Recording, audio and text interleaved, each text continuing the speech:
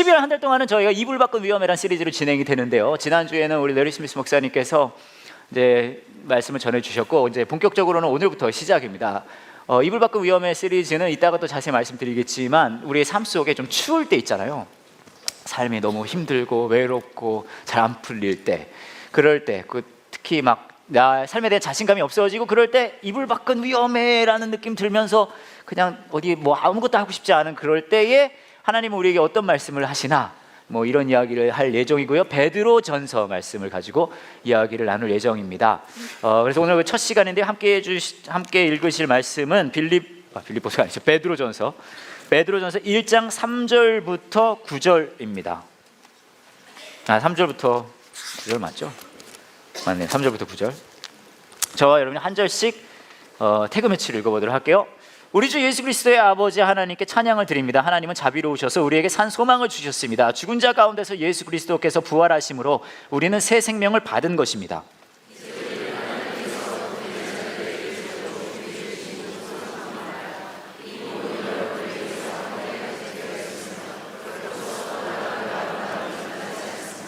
하나님께서는 크신 능력으로 여러분의 믿음을 든든히 지켜주셔서 구원의 날이 이를 때까지 여러분을 안전하게 보호해 주십니다. 마지막 때가 되면 하나님께서는 여러분에게 구원을 베풀어 주실 것입니다.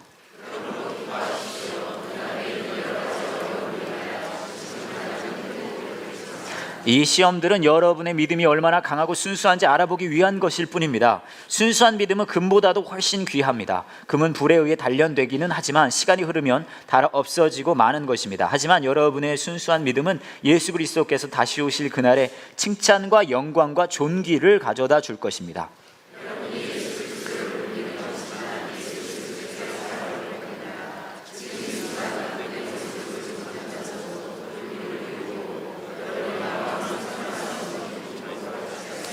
Everybody, 그것은 여러분의 믿음의 목적이기 때문입니다. 그 목적, 바로 여러분의 영혼이 구원을 받는다는 기쁨이 이미 여러분에게는 주어졌습니다.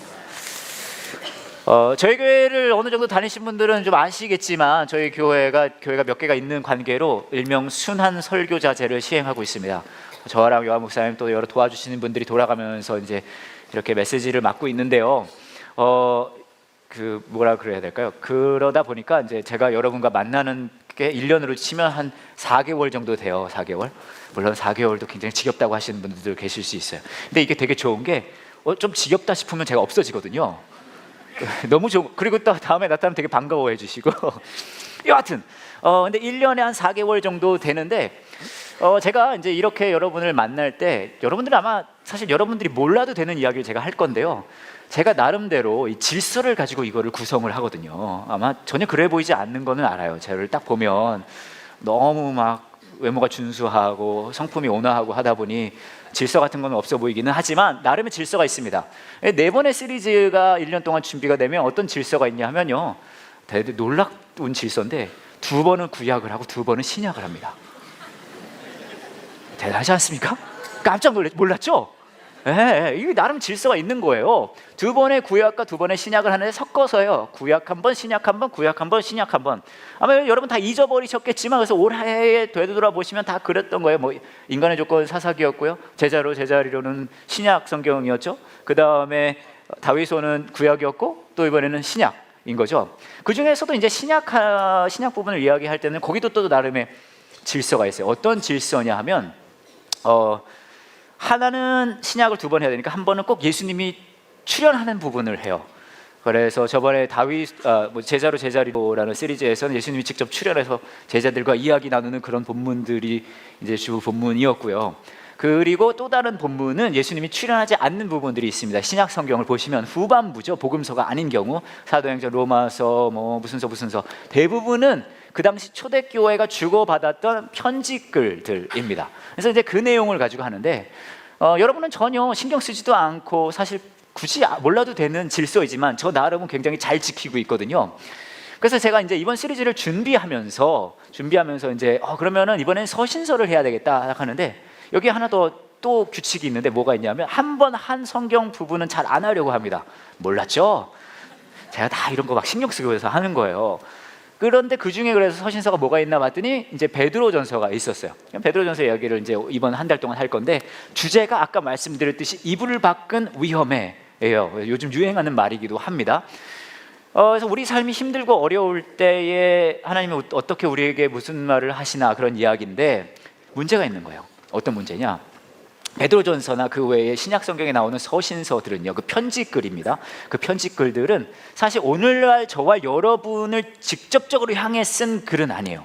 그러니까 그 당시에 바울이나 혹은 베드로가 편지를 쓸 때 18년 있다가 이러니까 욕 같네요. 2017년 있다가 함께하는 교회들은 보십시오라고 쓴 글이 아니라는 말씀이에요. 대신에 누구를 위해 쓴 글이냐? 여러분 잘 아시겠지만 그 당시 최초의 교회들을 향해서 이제 쓴 글이라는 거죠. 여기서 문제가 발생합니다. 어떤 문제가 발생하냐 하면, 그 당시 초대교회의 사람들과 저와 여러분은 너무 간격이 있는 거예요. 차이가 있어요.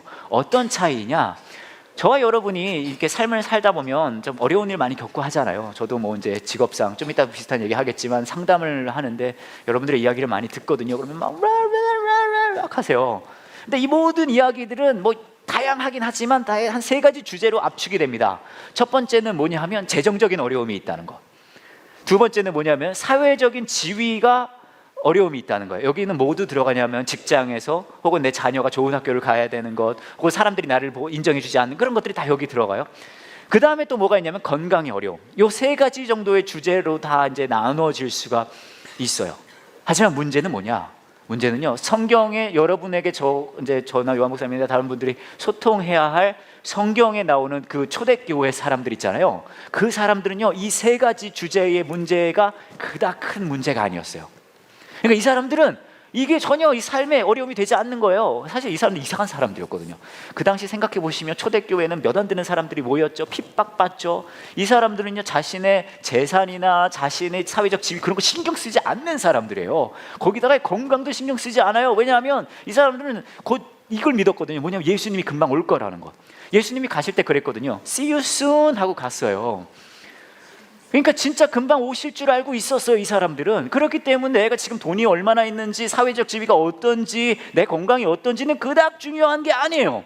그 사람들에게 쓴 편지이란 말이죠. 근데 문제는 뭐냐면 저와 여러분은 뭐예요? 예수님이 금방이라도 오면 큰일이 나잖아요. 그렇지 않습니까? 사실 예수님이 오늘 밤 온다고 해봐요, 우리 얼마나 많이 당황하겠습니까? 그죠? 그리고 문제는 우리 안에 주 고민하고 특별히 우리 삶에 일명 기쁨을 주는, 때로는 기쁨을 가져가는 요소들은 아까 말씀드렸던 그 세 가지 주제인 거예요. 뭐 물질 혹은 사회에서의 나의 인정받는 거 혹은 건강, 이 세 가지 때문에 나는 기쁘기도 하고 기쁨을 잃기도 하는데, 저나 이제 여러분에게 가르쳐야 할 우리 입장에서는 본문에는 이런 것들을 신경 쓰지 않는 사람들에게 쓴 내용이라는 거예요. 제가 무슨 말을 하고 있습니까? 설교하는 게 더럽게 힘들다고요. 제가 그럴 수는 있어요. 예를 들어 여러분한테 막 그렇게 할 수 있잖아요.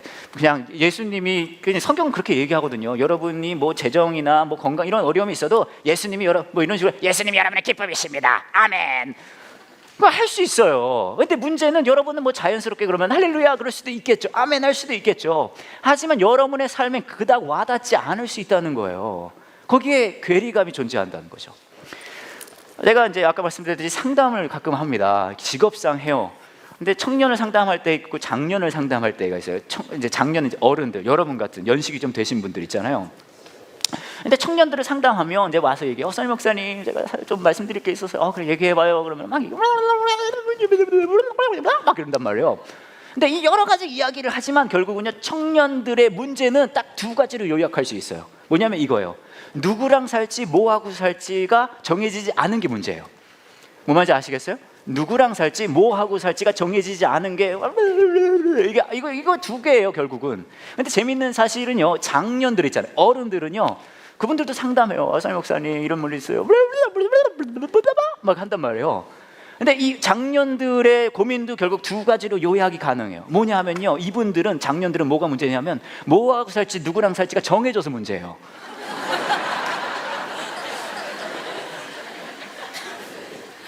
목사님, 이 인간이랑 계속 살아야 될지 모르겠어요. 이놈의 자식이 그냥 내가 이 짓을 되게 정해져서 문제인 거예요. 그러니까 여러분, 내가 청년이냐 장년이냐를 생각해 봤을 때는 요거 질문을 하시면 돼요. 나의 고민은 뭐하고 살지, 누구랑 살까, 정해져서 문제인가, 안 정해져서 문제인가. 근데 이제 다시 청년으로 돌아가서 제가 그럼 청년들 상담을 하는데, 예를 들어서요, 여자 자매가 한 명 이제 상담을 한다고 쳐봐요. 은혜 자매라고 해보죠. 교회엔 은혜 자매가 많으니까, 그죠? 한번 물어볼까요? 혹시 나는 은혜다 있으세요? 아, 없으세요? 그렇게 은혜 없는 예배였어요? 아무도 없을 수가 있나? 고맙습니다. 저는 굉장히 많은 은혜 자매를 만나봤거든요. 교회 생활이 오래되다 보니까. 근데 수많은 은혜 자매 중에 가장 인상 깊은 은혜 자매가 한 명 있었어요. 은혜 자매인데 이름이 성이 노씨예요. 이거는 뭐지? 은혜로운 건가? 아닌가? 여하튼 은혜 자매를 만났다고 쳐요. 은혜 자매가 와서 얘기를 하는 거예요. 목사님, 제가요 요즘에 이제 결혼 정년기가 돼서 이제 결혼을 생각하고 있어요. 막 얘기하면서 말을 하는 거예요. 제가 사실 그래서 요즘 제가 청년회 활동을 하고 있는데, 우리 청년회 형제 몇 명을 지금 어장관리를 하고 있긴 하거든요. 가두리 양식으로 놓고 가끔 밥을 주고 있어요. 근데 사실 얘네랑 다 같이 살 수는 없으니까 이 중에 한 놈을 골라야 되는데, 저는 하나님의 인도하심이 무엇인지가 알고 싶어서, 이렇게 이제 상담할 수 있잖아요.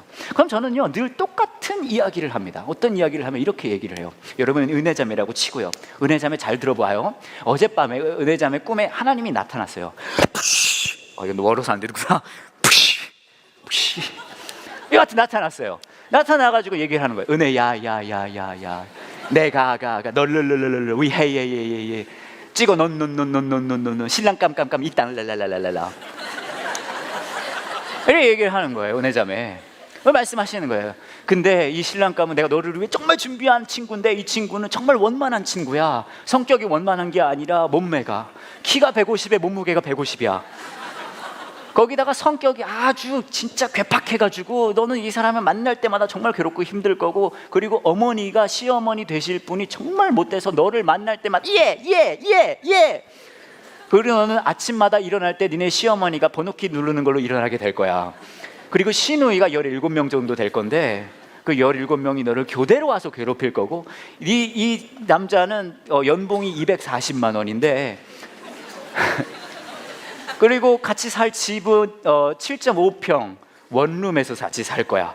그리고 너는 평생에 너무너무 힘들고 괴롭고 그러다가 결국은 병을 얻어서 시름시름 핥다가 단명할 거야. 나에게 빨리 돌아올 거야. 하지만 나는 네가 이 남자와 결혼하는 것을 통해서 꼭 네가 배웠으면 좋겠는 게 있어. 네가 꼭 경험했으면 좋겠는 게 있어 라고 말했다고 쳐봐요. 라고 하나님이 나타나서 그렇게 얘기했다고 쳐봐요. 은혜자매. 그럼 은혜자매는 어떻게 이 하나님의 말씀에 반응할 거예요? 라고 물어봅니다. 그럼 은혜자매는 어떻게 반응하는지 아십니까? 싫어요 목사님! 하고 뛰쳐나가요. 막 목사님 미워요! 막 그러고 뛰쳐나가요, 제 방을. 그리고 충만군이 찾아옵니다, 저희 방에. 우리 충만 형제가 와가지고, 목사님, 제가 상담할 게 있습니다. 뭐예요? 제가 직장을 선택하려고 그러는데, 그래요? 몇 개가 있는데 하나님의 인도하심이 어딘지가 제가 정말 알고 싶어서요. 그래요? 충만 형제, 어젯밤 꿈에 하나님이 나타난다고 쳐봐. 충만 너를 위해 직장을 준비했달랄랄랄랄라 이러면서 막 이렇게 얘기하는 거예요. 이 직장은 막 그러면서, 이 직장은 연봉이 240만 원에 직장 상사 중소소소소소소소소소소소 기업에 보이지도 않고, 거기다가 막 직장 동료들이 너를 왕따 놓을 거고, 직장 상사가 너를 괴롭힐 거고, 하루에 가볍게 한 36시간 정도 일을 할 거고, 그리고 너는 너무너무 괴롭게 일만 하다가 괴로워하다가 병을 얻어서 빨리 죽을 거야. 하지만 난 네가 이 직장을 통해 꼭 경험했으면 좋겠는 게 있어. 꼭 배웠으면 좋겠는 게 있어 라고 하나님이 얘기했다고 쳐봐요, 충만 형제. 그럼 충만 형제는 어떻게 이 부르심에 반응할 겁니까? 라고 물어봐요. 그럼 충만 형제는 뭐라고 하는지 아십니까? 싫어요 목사님! 그리고 제 방을 뛰쳐나가요. 목사님 미워요! 그리고 나가서 은혜자매랑 데이트를 합니다. 제가 무슨 이야기를 하고 있는 겁니까? 어쩌면 우리는 말로는, 표현으로는 하나님의 뜻을 찾고 하나님이 이끌어주세요 라고 얘기는 할 수도 있어요. 근데 문제는 우리 삶을, 우리의 생각을, 우리의 마음을 차지하고 있는 것은 이런 것들이거든요. 내가 얼마나 재정적인 안정감, 뭐 사회에서 인정받는 것, 제가 이 문제들이 불필요하다는 말씀을 드리려는 게 아니에요. 여러분의 삶에 쥐고 있는 이 모든 것들의 무게가 가볍다는 말씀을 드리려는 게 아니에요. 근데 성경은 안타깝게도 그 문제에 대해서는 특별히 관심이 없어요. 그런데 뭐라고 하는지 아십니까? 기뻐하라라고 합니다. 기뻐하라. 근데 여러분 기뻐지세요? 그런 거에 대한 언급 없이, 그런 것과 예수님이 우리 삶의 기쁨이 되어 주시는 것에 대한 뭐라 그럴까, 이해 없이 이게 그냥 기뻐집니까? 솔직히 제가 여러분한테 지금 기뻐하십시오, 그럼 여러분 막 기뻐져요? 막 웃으면서 완전 기뻐 막 그래요? 그러지 않을 거 아니에요. 그렇죠? 문제가 있다는 거예요. 이걸 어떻게 우리가 받아들여야 될까요? 제가 지난 9월에 극동방송에서 주최하는 사모 세미나를 갔다 왔어요. 이 사모 세미나의 강사로 이제 강의를 하러 갔다 왔는데, 이 사모 세미나는 저희 이제 지역에 있는 작은 교회들, 개척교회, 미자립교회 사모님들이 한 200명, 300명 모이는 그런 세미나예요. 그래서 제가 이제 거기를 갔다 왔는데, 그렇게 중요하진 않지만 제가 꼭 여러분에게 그냥 알아두시라고 말씀드릴 내용이 있는데, 그건 뭐냐 하면, 이분들이 이제 사모님들이 세미나가 끝나고 나서 이 세미나에 대한 이제 평가서 같은 거를 이제 냈나 봐요, 방송국에. 여러분 굳이 제가 중요하진 않지만 그냥 알아두시면 좋을 것 같아서, 무슨 내용이 거기 썩 적혀 있냐 하면, 많은 강사분들이 세미나 기간 동안 왔다 갔는데 내년에 꼭 다시 모시면 좋겠는 강사님을 저를 꼽았다 그러더라고요.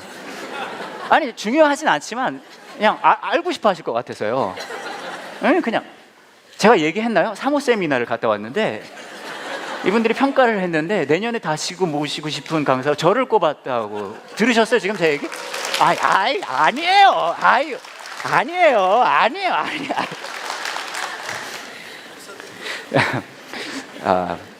그런데 이거는 우스갯소리로, 사실이나 우스갯소리로 한 얘기고요.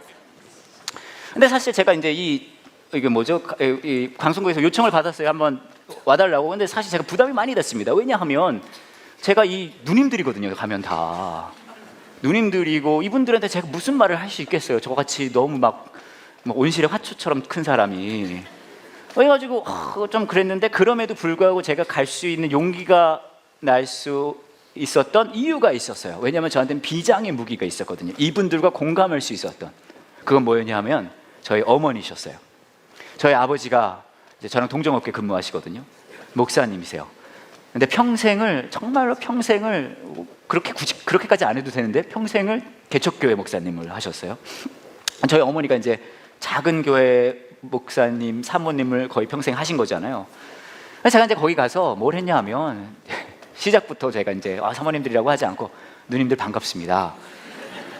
그러고서는 이제 무슨 이야기를 했냐면, 여러 가지 이야기를 했지만 이제 저희 어머니 이야기를 했거든요. 그래서 많이 이제 그 사모님들이 공감해 주셨어요. 근데 제 어머니 이야기를 제가 예전에도 한번 드린 적이 있지만 좀 말씀을 드리면, 이제 개척교회는 굉장히 어렵잖아요. 경제적으로도 힘들고 저희 집이 늘 어려웠어요. 그래서 이제 저희 아버지가 사례비라는 걸 받습니다. 저희 업계에서는 사례비라고 하고요, 여러분 업계에서는 월급이라고 합니다.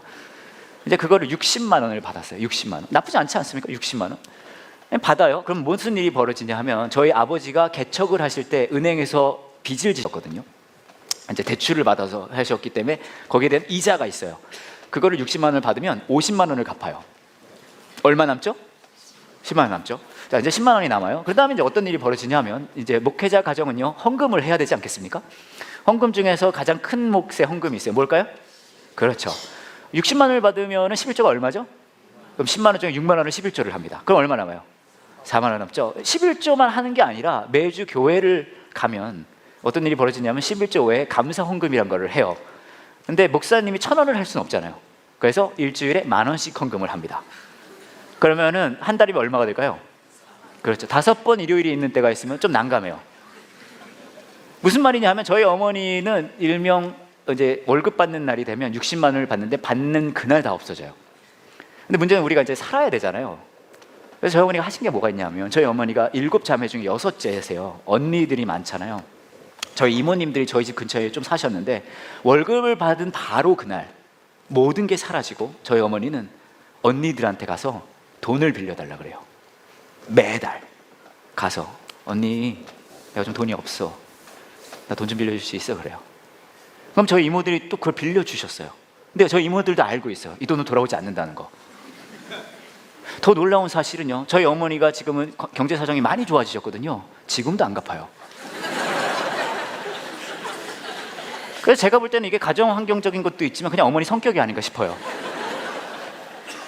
생각해보니 제가 드렸던 돈도 대부분 안 들어왔던 것 같아요. 여하튼 이제 어머니가 막 그런 걸 하신 거예요. 근데 생각해보세요. 얼마나 이 어머니가 이제 밝은 모습으로 그걸 하시긴 하셨지만 얼마나 그 마음이 처참하셨겠어요. 그렇죠? 늘 가서 언니들한테 돈을 빌려달라고 하고, 또 본인도 알거든요, 이걸 갚지 못한다는 것을. 그러면서도 빌려달라고 하는 게 그 정도로 이제 조금 저희 어머니가 힘드셨거든요. 제가 이런 얘기를 이제 그 사모님들한테 한 거예요. 그럼 그 사모님들은 막 울어요. 본인들도 해봤거든요. 막 우는 거예요. 뭐 하나 또 생각나는 거 말씀드리면, 저희가 이제 어느 날은 그 당시에는 그 LPG 큰 회색 뭐죠, 캔, 가스 캔, 그거 썼잖아요. 지금도 쓰는지 모르겠는데 그거 다 쓰면 이거 갈잖아요. 옛날에 이제 그 새로 주문을 하면 되는데, 한 번은 저희가 이게 다 떨어졌는데 돈이 없는 거예요. 새 거를 주문할. 그래서 저희 집이 뭘 했냐면 한 달 정도를 가스 버너로 살았어요. 가스 버너. 재밌는 게 가스 버너로 한 달을 살면 어떤 일이 벌어지냐면 집이 업소화돼요. 상을 펴놓고 가스 버너를 놓으니까 밥을 먹을 때마다 약간 식당 온 느낌이 나는 거죠. 근데 이제 한참 그렇게 있었는데, 제가 어린 마음에, 제가 초등학생이었거든요. 제가 저희 어머니한테, 엄마, 우리는 근데 왜 부엌에서 밥을 안 하고 이제 이 거실도 뭐 진짜 눕고만한데 여기서 이걸로 밥을 해 먹어? 그렇게 물어봤어요. 근데 저희 어머니가 활짝 웃으시면서 저한테 이렇게 말씀하시게, 제가 아직도 또렷이 기억이 나거든요. 무슨 말씀을 해주셨냐면, 야 써니야, 놀러 온 것 같잖아. 근데 초등학생 아들이 집이 가난하다는 것 때문에 위축될까 봐 어머니가 그렇게 밝게 말씀을 해주신 거죠. 근데 그 마음은 얼마나 처참하셨을까 라는 생각이 들거든요. 그만큼 되게 저희 집이 좀 힘들었었어요. 교회는 늘 작죠. 사람은 늘지도 않죠. 아버지는 아버지대로 힘드시죠. 어머니는 어머니대로 또 힘드시고. 그러다가 저희 어머니가 뭘 시작하셨냐 하면, 밤이 되면 밤 8시였던 것 같아요. 10시였나? 어머니가 나가서 교회에서 찬양을 부르고 기도하시기 시작하셨어요. 근데 이게 다 들려요. 왜냐하면 사택과 집이 붙어있고, 사택과 집은 똑같은 말이군요. 사택과 교회가 붙어있거든요. 사택과 교회를 다 합쳐도 이 무대 넓이만 해요. 저희 집과 교회를 다 합쳐도. 그러니까 이제 또 저희 어머니가 목소리가 진짜 크시고 그렇게 남을 배려하는 스타일이 아니세요. 그러니까 막 기도하고 찬양을 부르시면 제 방에서 이게 다 들리는 거예요. 막 그걸 매일 하시는 거예요. 매일. 근데 여러분, 그거 아십니까? 저희 어머니가 밤마다 그렇게 매일 밤 하나님께 울부짖고 기도하고 하나님을 찬양했더니 놀라운 일이 벌어지더라고요. 저희 교회가 막 뜨겁게 부흥되지는 않았어요. 아무 일도 일어나지 않았어요. 아무 일도 일어나지 않았어요. 여전히 교회는 어렵고 경제적으로 힘들고. 근데 놀라운 사실은요, 환경은 변한 게 하나도 없었거든요. 어머니가 찬양하고 기도하고 그러는 게. 환경은 변하지 않았는데, 근데 뭐가 바뀌었는지 아세요? 어머니가 기도하고 찬양을 할 때마다 저희 어머니 얼굴이 바뀌시더라고요. 해같이 빛나시더라고요. 대단한 걸 한 것도 아니셨어요. 반주가 있는 것도 아니죠. 그냥 막 부르시는 거예요. 다 찬송가예요. 찬송가. 그래서 제가 사실 이번 달 내내 우리 용건 형제님한테 찬송가 좀 많이 불러달라고 했는데, 여러분 잘 아시는 찬송가들 있잖아요. 특별히 저희 어머니의 18번은 내 영혼이 은총 입어였거든요. 그 노래 아십니까? 내 영혼이 은총 입어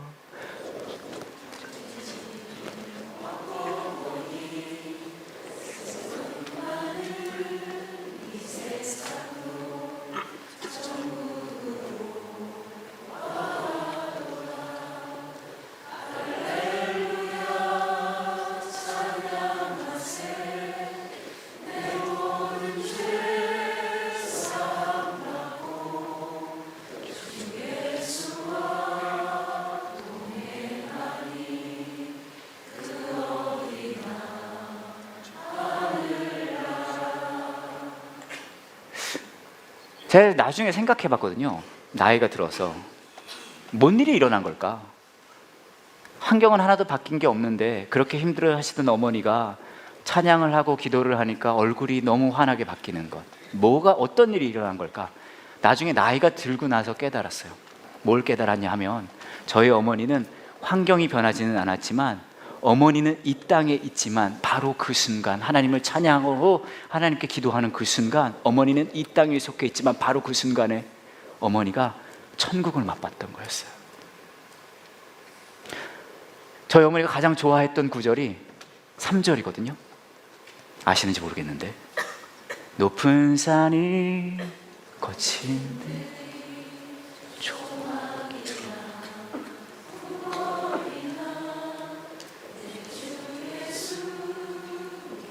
거기가 어디라고 하죠?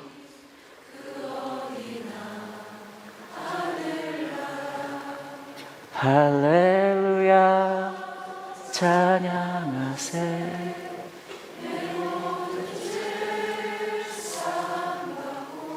누구랑 동행해요?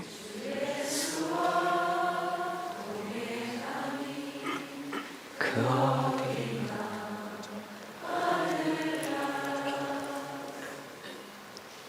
까지 했더니 사모님들 다 우시는 거예요.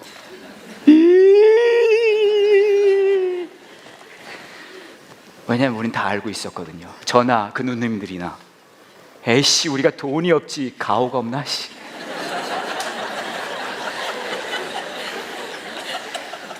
에이씨 우리가 돈이 없지 내 안에 천국이 없나? 여러분 신앙의 삶이 무엇입니까? 여러분이 기도하는 것들 바라는 것들이 하나님을 통해 모든 것이 이루어지는 것 저도 진짜 그랬으면 좋겠어요. 정말요. 근데 하나님은 때론 저희에게 그런 것들을 허락하실 때가 있고 허락하지 않으실 때가 있어요. 하지만 우리는 우리의 삶의 기쁨을 나에게 주어진 그 모든 것들에서 찾아요. 근데 하나님은 저와 여러분에게 뭐라고 하시는지 아십니까? 이렇게 말씀하시거든요. 야 알아 너의 생각과 감정과 모든 시선이 거기에 가 있는 것. 하지만 나는 네가 너의 삶의 그 기쁨을 그 다른 어떤 것이 아니라 내가 너와 함께하는 것에서 찾았으면 좋겠다고 하세요. 오늘 말씀을 보시면요 사실 저와 여러분이 좋아하는 내용 하나도 없어요. 이렇게 얘기해요. 우리 주 예수 그리스도의 하나님 아버지께서 하나님께 찬양을 드립니다. 찬양 드리는데 뭔가 좋은 게 있는 것 같잖아요. 그죠? 우와! 하나님은 자비로우셔서 우리에게 산 소망을 주셨습니다. 소망도 되게 좋아요. 그럼 어떤 소망입니까? 죽은 자 가운데서 예수 그리스도께서 부활하심으로 우리는 새 생명을 받은 것입니다. 아이씨, 우리가 원하는 건 뭐예요? 새 생명이에요? 아니죠. 우리가 원하는 건 뭐예요? 새 환경이죠. 새 남? 아니죠. 새 그 인간. 그런 거 여기 얘기 안 해요. 또 뭐라고 하죠? 이제 우리는 하나님께서 그분의 자녀들에게 주려고 준비해 두신 복을 소망한대. 복. 이거 우리 좋아하는 거잖아요. 근데 여러분 잘 들으세요. 이 복은 어떤 복인 줄 아십니까? 이 복은 여러분을 위해서 하늘에 간직되어 있대요. 저쪽에 정립되어 있어요, 여러분. 결코 썩거나 그 아름다움이 변하지 않습니다. 하지만 사실 저와 여러분들은 원하는 게 뭐예요? 우리는 썩거나 아름다움이 변하는 걸 좋아하잖아요. 그렇지 않아요? 그리고 뭐라고 얘기했는지 아세요? 6절이에요. 그러므로 기뻐하십시오. 눈앞에 있는 여러 가지 어려움으로 인하여 지금 당장은 힘들고 괴롭겠지만 이 시험들은 여러분의 믿음이 얼마나 강하고 순수한지 알아보기 위한 것일 뿐입니다. 그리고 8절에 이렇게 얘기합니다. 여러분이 예수 그리스도를 본 일은 없지만, 그렇죠? 하지만 예수 그리스도께 사랑을 고백합니다. 지금 이 순간 그분의 모습을 보지 못하면서도 그분을 믿고 있고 여러분의 마음은 설명할 수 없는 기쁨으로 가득 차 있습니다.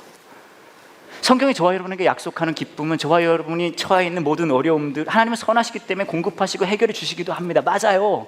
하지만 그것을 넘어서서 예수 그리스도께서 우리와 함께하는 것에 대한 그 동행의 기쁨, 함께함의 기쁨을 누리기를 우리 삶의 좋은 순간에도 어려운 순간에도 누리기를 원하신다는 거예요. 쉽지 않은 일이에요. 하지만 저는 여러분이 그 모든 것을 넘어서서 우리와 함께 하신 예수 그리스도의 그 귀하심을 누리는 그 삶을 살아가시기를 원해요. 몇 달 전 일이에요. 저랑 요한 목사님이 서울에 어떤 행사를 참여하기로 했어요. 좀 공식 행사 느낌이라 양복을 입고 가야 되거든요. 그래서 같이 가지는 못하고 따로 출발을 하게 됐는데 서울 그 행사장에서 만나기로 했거든요. 그래서 저도 이제 양복을 입고 가는데 요한 목사님도 그러고 저도 그렇고 넥타이 정말 별로 안 좋아하거든요. 양복도 별로 안 좋아하고.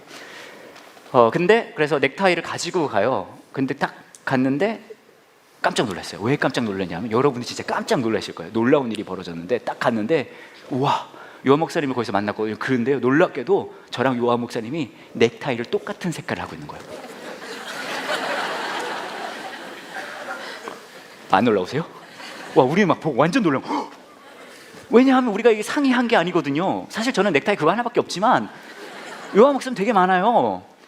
그래가지고 딱 갔는데 우와, 넥타이 색깔이 똑같은 거예요. 우와, 우리 완전 우와 그런 거예요. 그래서 뭐 했냐, 막 사진 찍었어요. 이게 뭐라고, 우리 사진 막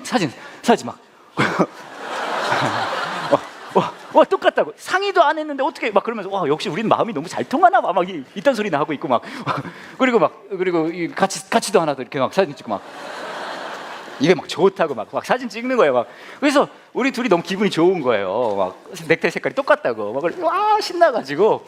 그래서 이제 그날 다른 일정이 서울에 몇 개가 더 있어가지고 막 같이 똑같은 양복에다가 똑같은 넥타이 색깔을 하고, 그러고서 둘이 손을 잡고 막 서울을 누비고 다니는 거예요.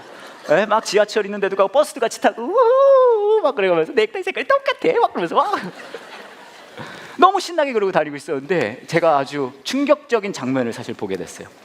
어떤 충격적인 장면이었냐면요, 우리가 지하철 있는 지하철역의 통로를 지나가고 있었는데 복도를 옆에 큰 거울이 붙어 있었거든요. 둘이 막 손잡고 이렇게 가고 있는데 제가 옆을 딱 봤더니 그 거울에 놀랍게도 여러분, 몰몬 선교사 2명이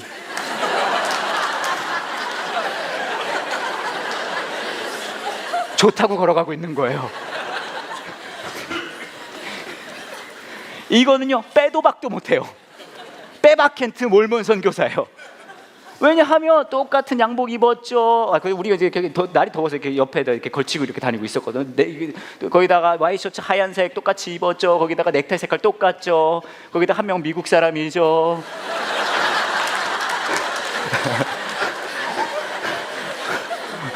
거기다 저도 옆에 저는 한국 사람이죠. 둘이 다니면서 영어로 대화하고 있죠. 이거는 완전 몰몬 선교사인 거예요. 그래서 이건 안 되겠다. 요한 목사님 눈치채지 못했어요. 이제 얘기 안 해줬거든요. 그래가지고 제가 조용히 넥타이를 풀었어요. 말아가지고 이제 주머니 넣고 손도 살짝 펴고 약간 거리를 이분이랑 같이 다니면 빼박켄트 몰몬 선교사를 듣겠구나. 하나 이제 서로 이제 이런 얘기하면서 깔깔 웃었는데 제가 이제 좀 제 개인적인 얘기를 조금 들으려고 그래요. 무슨 얘기냐면 여러분 다 아실 것 같아요. 근데 제가 사실 요한 목사님을 정말 많이 사랑하거든요. 진짜예요. 여러분도 요한 목사님을 많이 사랑하겠지만 저는 요한 목사님을 진짜 많이 사랑해요. 제가 사실은 목사가 된 것도 되고 싶어서 된 게 아니라 저는 예전에 말씀드린 것 같은데 제가 고등학생 때 미국에 살 때 요한 목사님을 만났거든요. 너무 좋은 거예요. 그때는 진짜 탐 크루즈랑 똑같이 생겼었어요.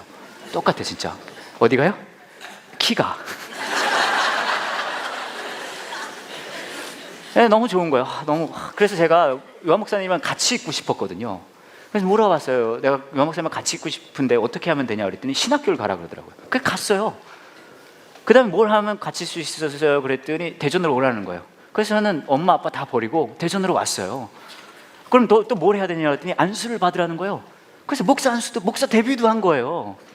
저는 솔직히 목사 그만두라 그러면 언제든지 그만둘 수 있을 것 같아요. 물론 되게 재밌는 일이긴 한데 이미 많이 한 것 같기도 하고. 사실 목사님 진짜 많잖아요 세상에. 저 하나 없어도 될 것 같기도 하고. 그런데 저보고 요한 목사님이랑 헤어지라 그러면 진짜 마음이 많이 아플 것 같아요. 저는 솔직히 지금도 요한 목사님 보면 되게 설레거든요. 진짜 막 되게 설레요. 너무 설레서 토할 것 같아요.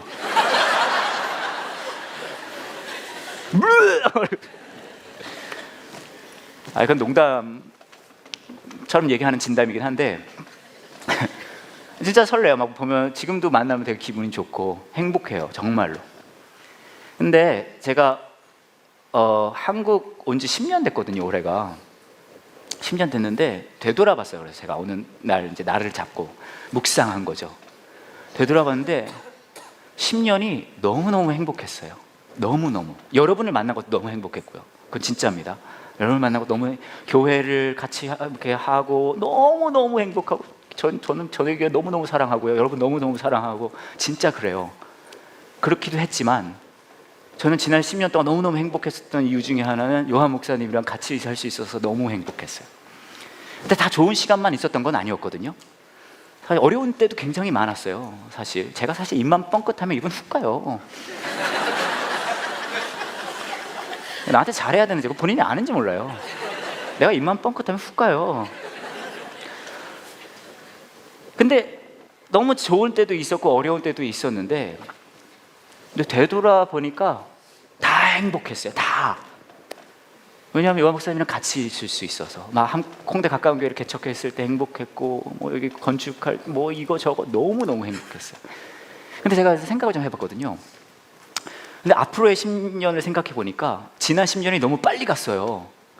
앞으로의 10년을 생각해 보니까 막 갑자기 좀 아쉽기 시작한 거예요. 왜 아쉽냐 하면 앞으로의 10년도 너무 빨리 갈 것 같아서.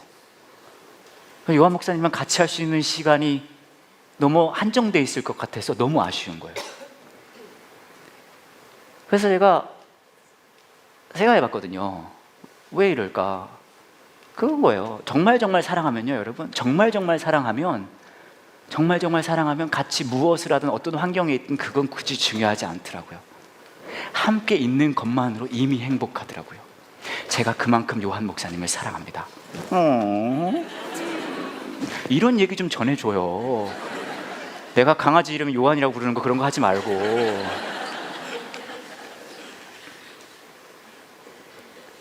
그래서 제가 무슨 생각했냐면 이런 생각했어요. 앞으로 10년은 영화에 그런 표현이 있거든요. Seize the moment. 요한 목사님과 함께하는 그 순간순간을 놓치지 말아야 되겠다. 그거를 한순간이라도 더 누려야 되겠다는 생각을 제가 했어요.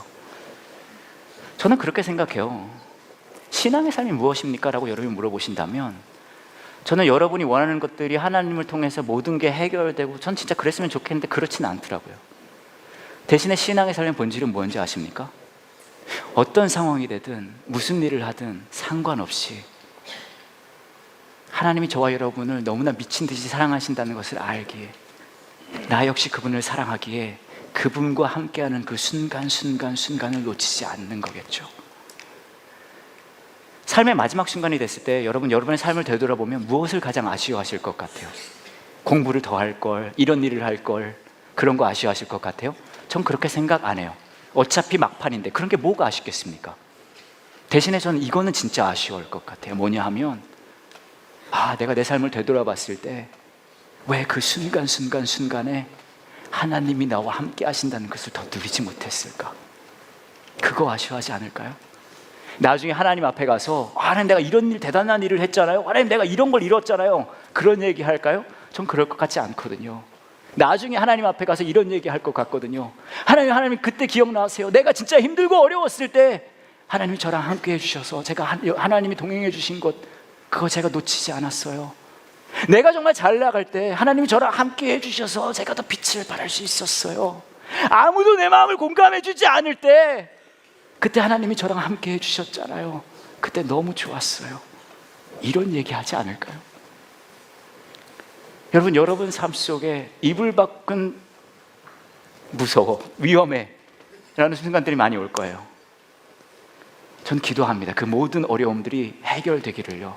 그리고 여러분 삶에 기쁨이 가득 차길 기도할 거예요. 하지만 여러분, 제가 더 여러분에게 원하는 것은 그것과 상관없이 여러분 스스로마저도 자기 자신을 포기하는 그 순간에 여러분을 포기하지 않으시겠다는, 그분의 함께 하심에서 기쁨을 누릴 수 있는 저와 여러분 되기를 원합니다. 이제 함께 같이 기도하는 시간 갖도록 할게요. 이제 함께 같이 기도하실 때 어쩌면 여러분 중에 삶의 과정 중에 이불 밖은 위험해라는 마음이 드는 그런 삶의 과정을 겪고 계신 분들이 분명 있으실 수 있을 것 같아요. 아무것도 되는 일이 없는 것 같고, 이 세상은 나를 인정해 주지 않고, 어쩌면 가까이 있는 사람조차도 나의 마음을 공감해 주지 않는 그런 어려움 겪고 계신 분들이 있으실 수 있을 것 같습니다. 이 시간에 여러분의 마음 그대로 하나님 앞에 내어놨으면 좋겠어요. 하나님, 제가 많이 힘듭니다. 외롭습니다. 어렵습니다.